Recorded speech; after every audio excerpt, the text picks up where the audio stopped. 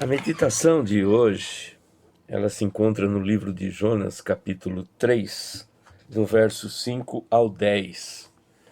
Aqui nós vemos que Jonas, ele viu a graça de Deus operando sobre a cidade de Nínive. Nínive, ela se rendeu inteira aos pés do Senhor e recebeu o perdão dele. Nínive, por sua história, era grande, era uma cidade que tinha sido fundada pelo tataraneto de Noé. O nome dele era Nimrod, o primeiro homem poderoso na terra. Está lá em Gênesis capítulo 10, do verso 9 ao 12.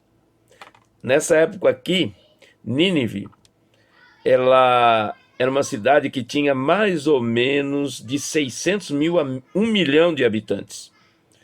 E ela era reconhecida mundialmente por ser um poderoso império, pelos seus pecados e pela sua crueldade, perversidade e promiscuidade.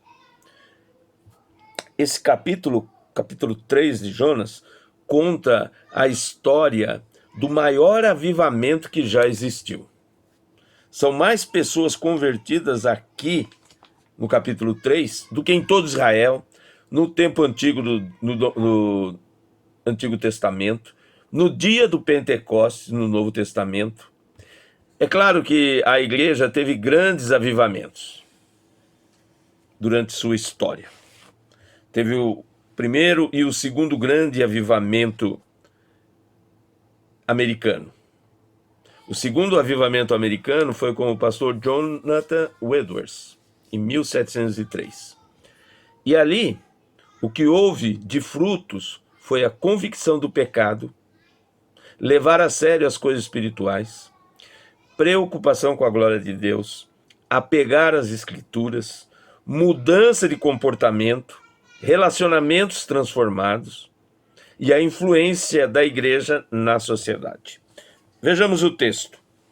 Diz assim: os ninivitas creram em Deus, proclamaram jejum, todos eles, do maior ao menor, vestiram-se de pano de saco.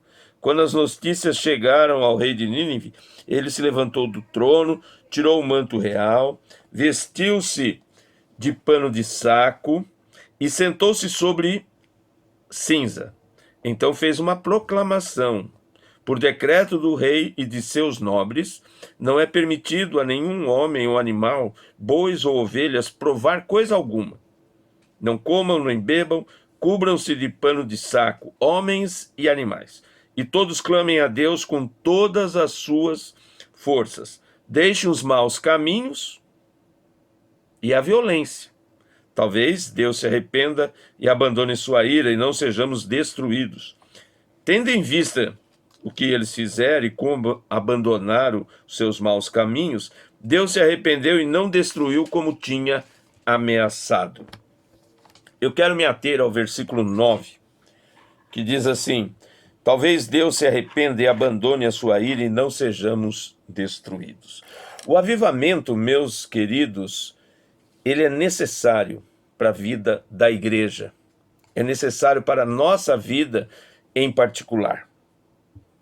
O termo aqui, talvez, no hebraico, diz assim: quem sabe, Deus se arrependa. E a palavra arrepender-se aqui, ela é uma antropatia, é uma atribuição dos sentimentos humanos a Deus, né? Por exemplo, o dedo de Deus, são coisas humanas que relacionamos a Deus. Na teologia chamamos isso de antropatia. É claro que Deus não se arrepende, como nós nos arrependemos. Lá em Números capítulo 23, 19, diz que Deus não é como o homem que venha se arrepender. Nós podemos entender então aqui, talvez, quem sabe, Deus muda o seu plano, porque Deus é o Deus criador e o Deus que ainda está no controle da história humana.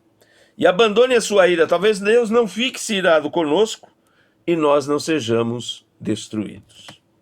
É necessário que haja um grande avivamento. A igreja brasileira precisa de avivamento, A Pibijama precisa de avivamento. Sumaré precisa de uma igreja reavivada pelo Espírito de Deus. Nós precisamos ser reavivados. Deus não destruiu Nínive porque eles se arrependeram. Que possamos se arrepender. Que o texto de hoje fale ao seu coração. No nome de Jesus. Amém.